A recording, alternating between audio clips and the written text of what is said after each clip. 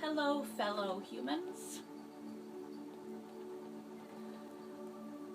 I graduated therapy. See, I have this running issue with self-esteem, and I didn't know that I made an impact. And the fact that they even thought to make a point of it really, really felt nice.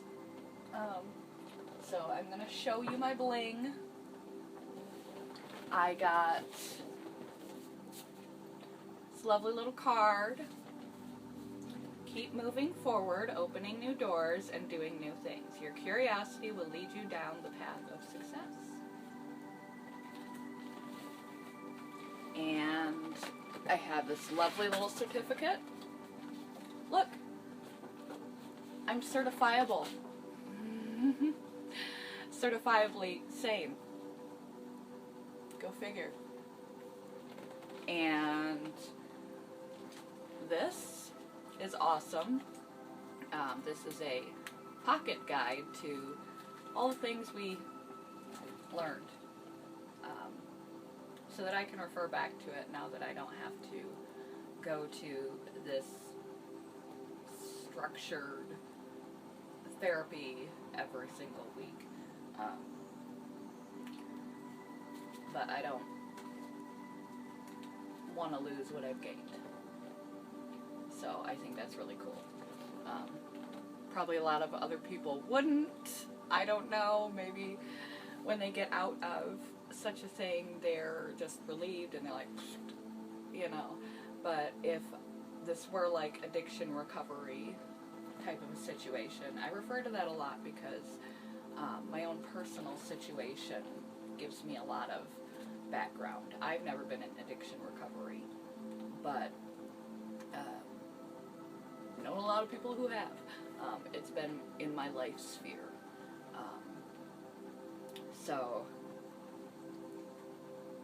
if I were a recovery person,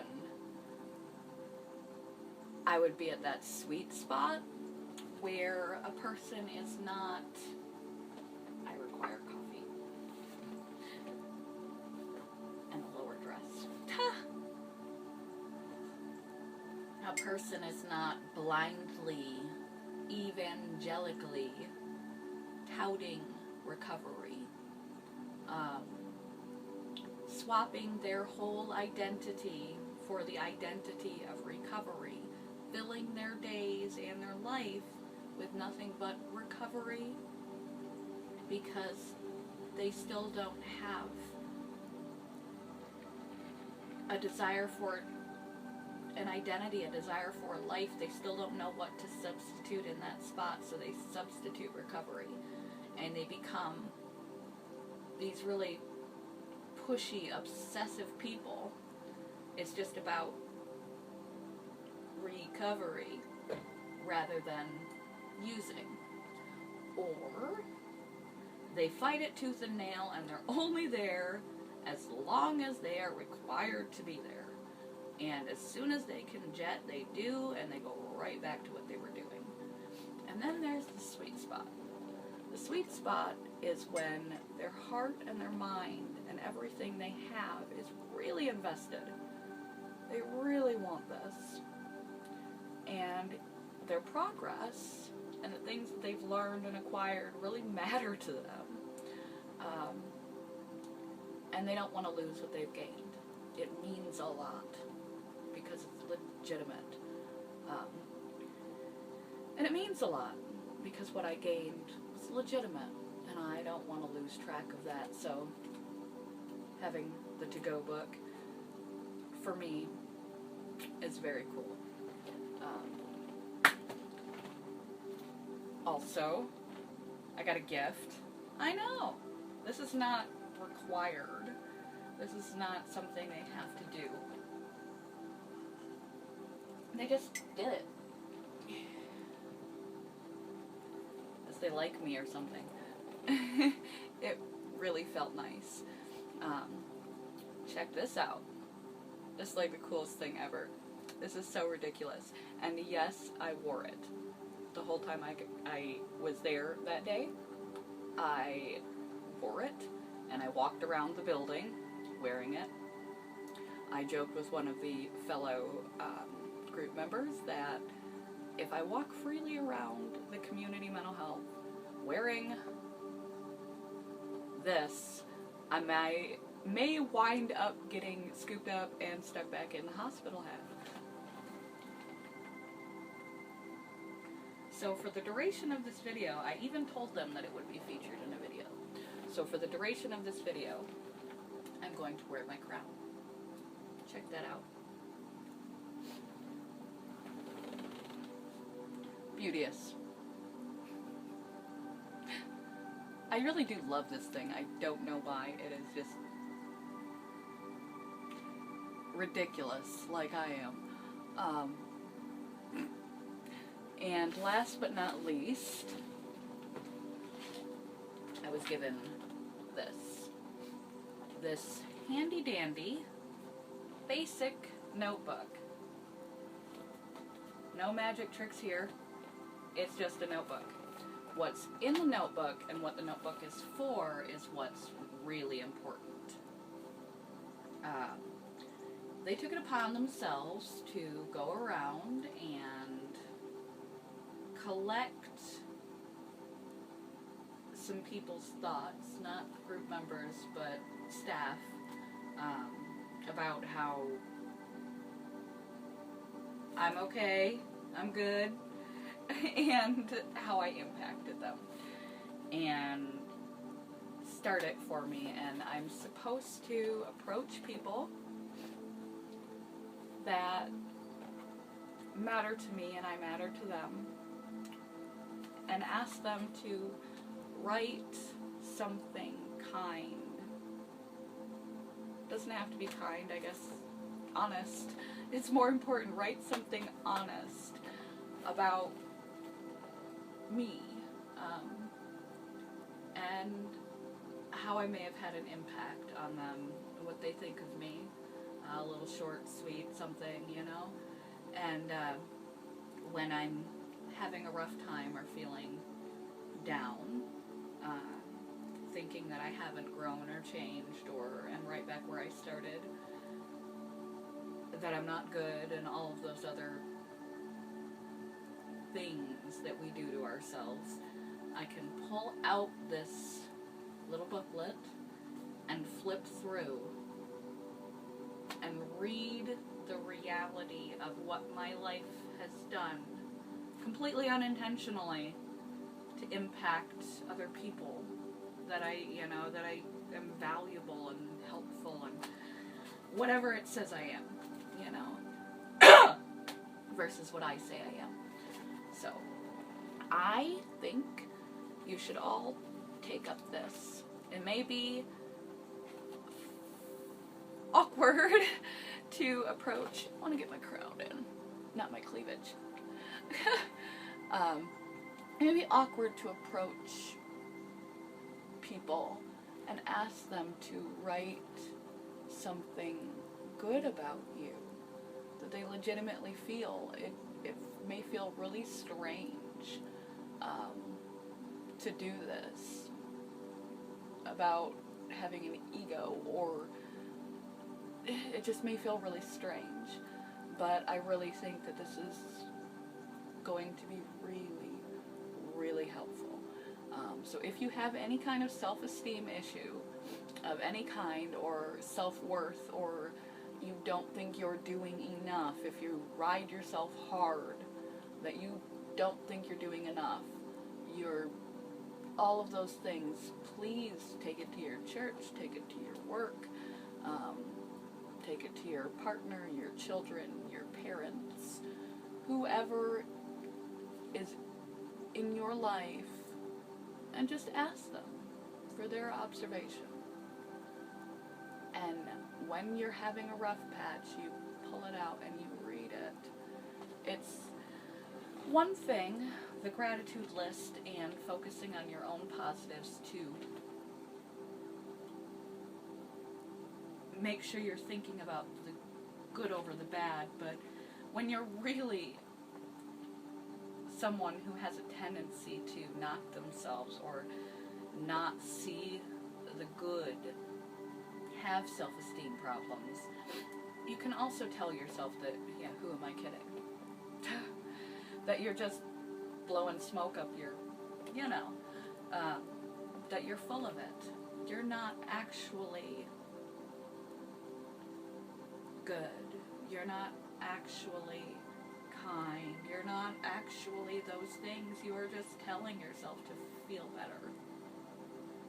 When other people, real people that you really encountered, especially the few that are already in here, because it's not like other people in the group that may have felt the kumbaya and felt compelled. It's the staff that took the time to do this that are not necessarily anybody that I did anything that have any accountability to any obligation. I didn't seek out people who I know would think positively of me. These are just people that I happen to interact with. And that they even thought to do it just blows my mind. So, try this one on for size. I think that's really, really useful. And now that I have graduated, I need more coffee. I'm so sorry. I think I could film one video without drinking coffee. That's why I drink so much decaf, so I don't have a heart attack. I just love it. Speaking of coffee, black. You may have noticed in some of my videos a slight tint to my coffee. It is cashew milk, a very tiny splash of cashew milk. I switched to cashew milk from almond milk because there's 5 less calories a serving. Yeah, 5 calories is a stick of gum. 5 calories is standing up from this chair. Why do I still do these things? So I've graduated this therapy, very structured, set way of doing things. Excuse me. But I'm not out of therapy, which I think is good, because clearly I still need it.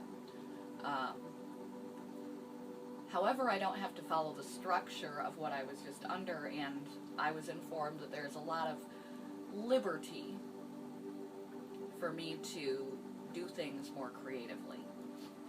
And I'm at the phase now where I want to do more than just talk. So it's really timely, and I brought up my black coffee because I came up with an idea. I'm going to have,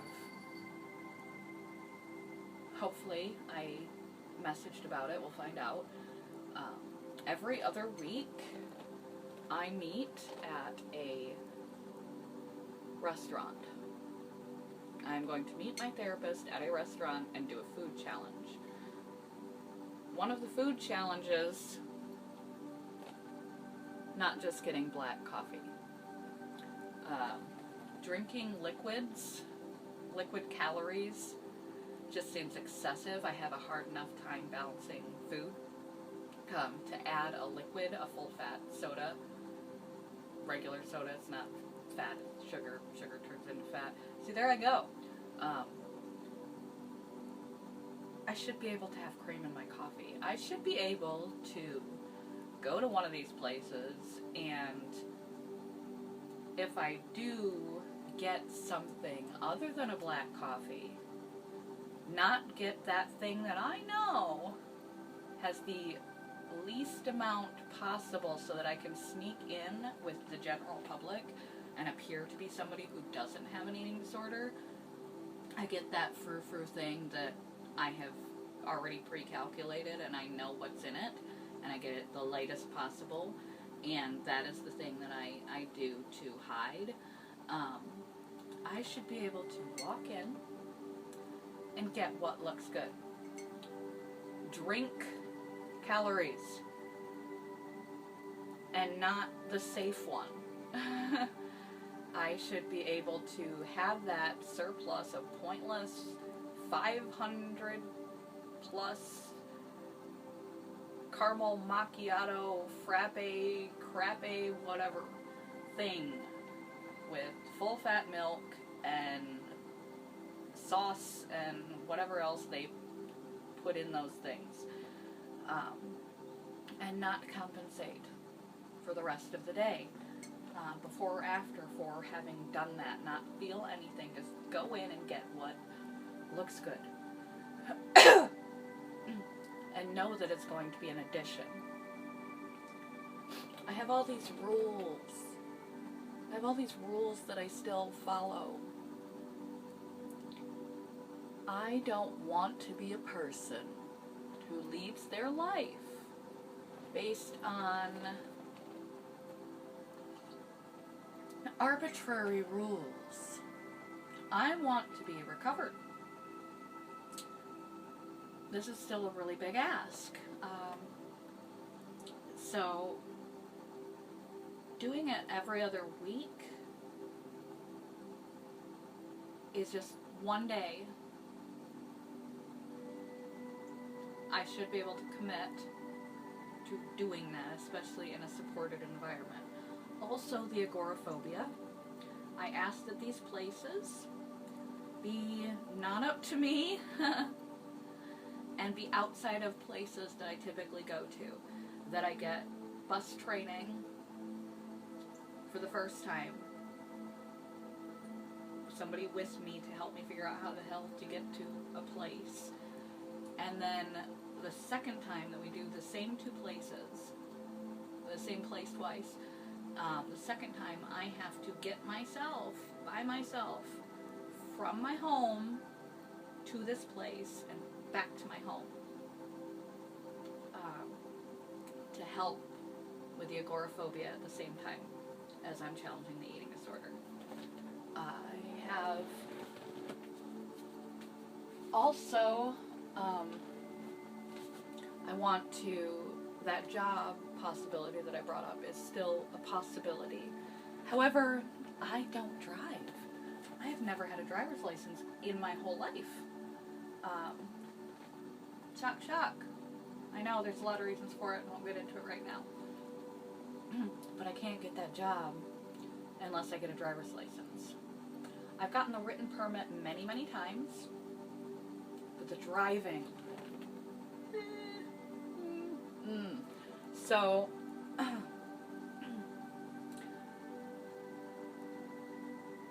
my people at CMH have volunteered to get in a car with me. To them. Hopefully it's a big, clear, open field, because they've been so good to me, I'd hate to harm them by driving. But I want to try. And I'm actually going to try. It's time. Instead of just getting the written permit and letting it expire, getting the written permit and letting it expire. So soon, I'm going to be going to the Secretary of State and getting the learner's permit booklet, refreshing my memory, and taking the written test and trying to get a driver's license. This will be part of my therapy so that I can try to get that job. So, yeah, big changes. Big progress. Big crown. And I came up with a list for my therapist, various things that we should try. Exposing myself, make myself accountable, things that I do not eat, ways that I do not eat, so that he can challenge me on them. That is the future. That is where I'm at with therapy. That is where I am at with my mental health side of things, my psychiatric side of things.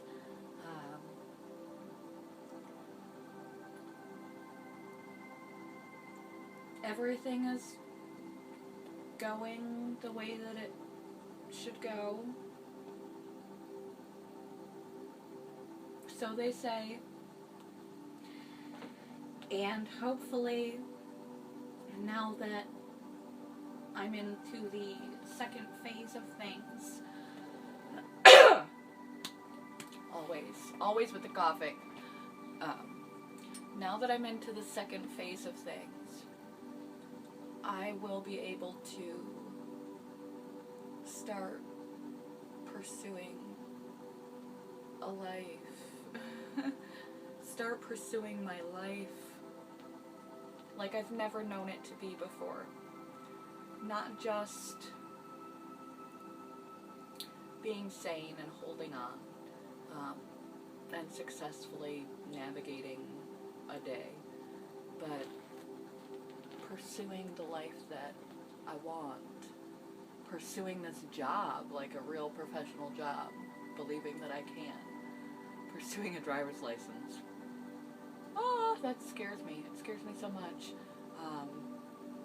Big, giant piece of equipment hurling down the highway towards other humans. But we'll cross that bridge when we get there.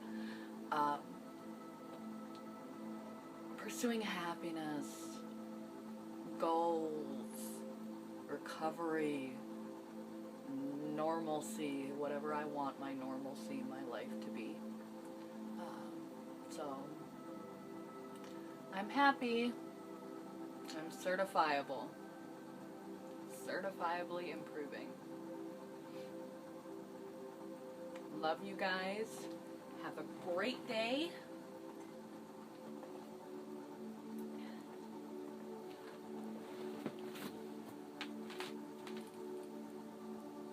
I'd offer you to wear my crown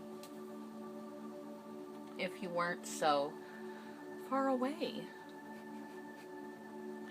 out there, wherever you are on the other end of this device. Seriously, go get yourself a crown, wear it around the house. Another self-esteem booster. Have a lovely day. Thank you. Crown for the monkey. Thank you for hanging out, listening to me chat. Congratulations on living. Congratulations on being you. Love you guys. Bye, YouTube.